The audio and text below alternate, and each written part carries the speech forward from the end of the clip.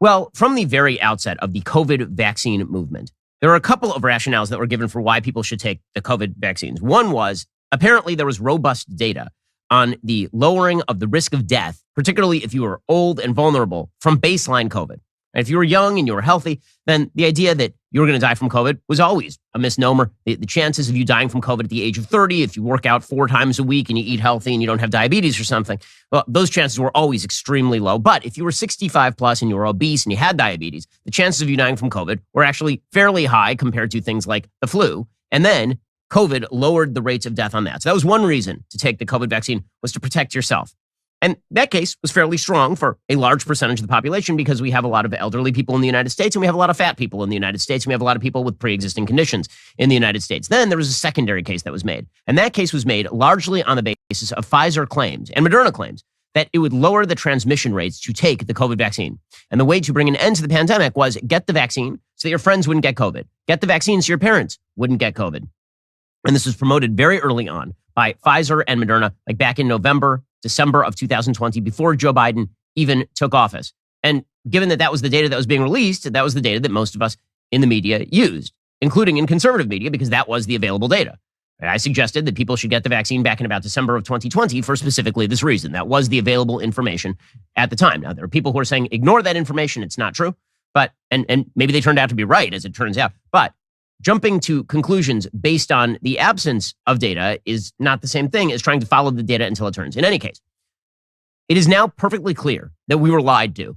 And we were lied to at a very high level from very, very early on by both the vaccine companies in terms of the ability of the vaccine to prevent transmission. And we were also lied to by our politicians who apparently knew better. And they just kept lying. And this is creating, you want to know why there's mistrust in the institutions? It would be because of this kind of stuff. It's because you have experts who are constantly telling the platonic lie to people. And people who want to have faith in the experts, because you have to use heuristics when it comes to the world, right? You can't study down on every single issue. When you go to the doctor, the reason you go to the doctor is because you didn't have time to go to medical school. And the reason you go to the plumber is because you didn't have time to learn to become a plumber.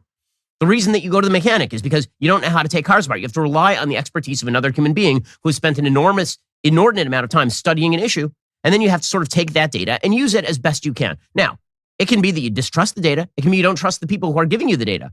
But the big problem here is that when you have an entire institution like the scientific institutions or the government, and the government is issuing lies in order to get you to do a thing, and then it turns out that these things are lies, well, people's distrust in the institution is going to skyrocket, right? Again, if you outsource your plumbing to a plumber, and the plumber just keeps clogging the lines, at a certain point, you don't use that plumber anymore. If you keep taking your car to the mechanic and the mechanic drops the engine out the bottom of the car, you're not going to go to that mechanic ever again. Well, the same thing is true when it comes to the lies that we were apparently told about the ability of the vaccines to block transmission. So, for example, just a couple of weeks ago, there was a Pfizer executive who was being grilled by members of the ECR, the EU, the European Commission. And this Pfizer executive basically said that they never even tested the COVID jab to determine whether it controlled transmission or not. This is an astonishing acknowledgement. She was asked a question, and her name is Janine Small. She was Pfizer's president of international developed markets. She made this admission before the European Union Parliament. She was asked by European Union Member of Parliament Rob Roos if the company tested the mRNA vaccine on stopping transmission before they rolled it out. And here is what she said.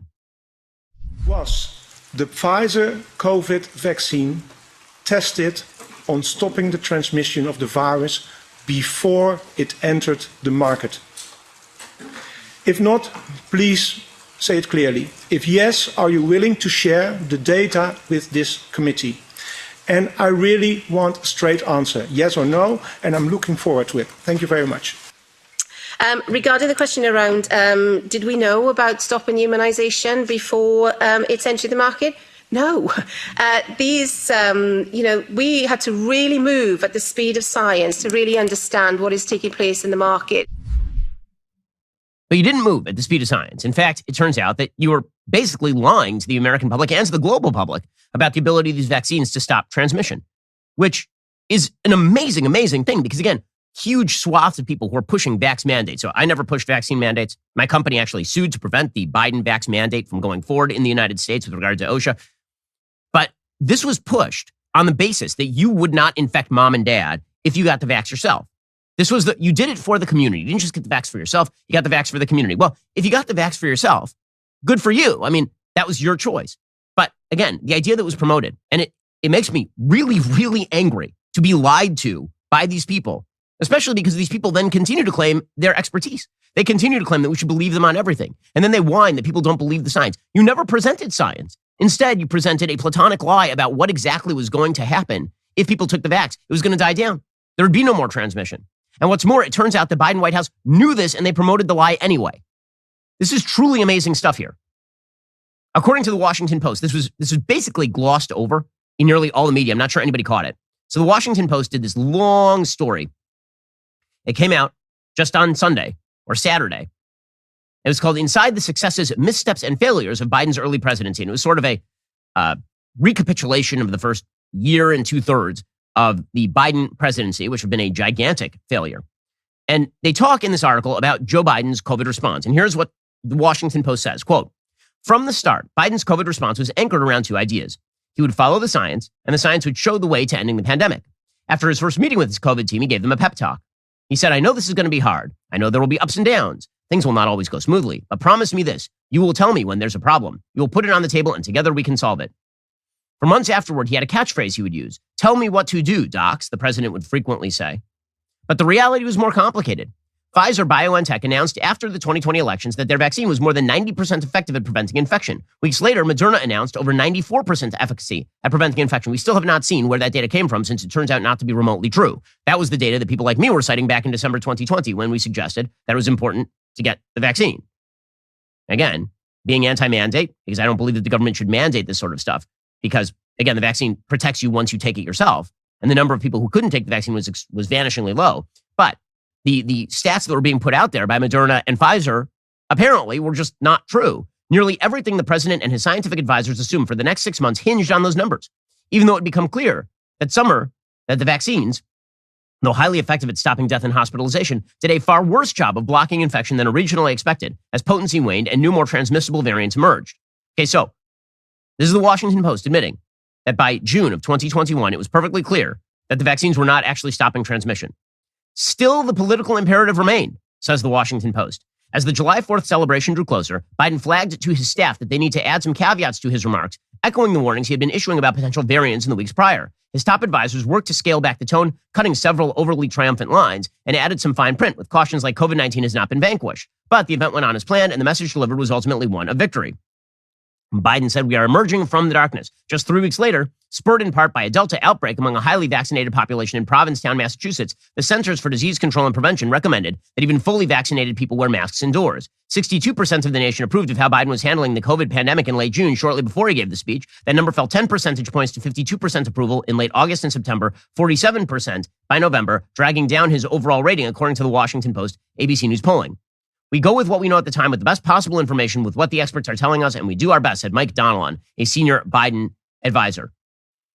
That is an amazing sequence of events. So according to the Washington Post, again, they said that it was clear that the potency was waning, that people were getting infected, and Biden went ahead and declared independence anyway because he needed the win. And then he went ahead and tried to backfill that by suggesting a vax mandate. And remember, this remained the Biden line up until today, is that you need a vax mandate in the workplace. He's still suing to get OSHA to force employees to get vaccinated. On what basis?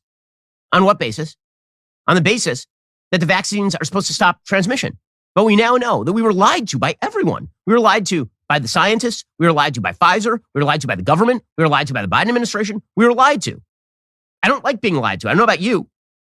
And it makes me not believe these people. Now, again, I think that it can be easy to take this too far. I think there are people out there who will say, I will never believe any doctor who talks to me again about this stuff. I will never believe the CDC.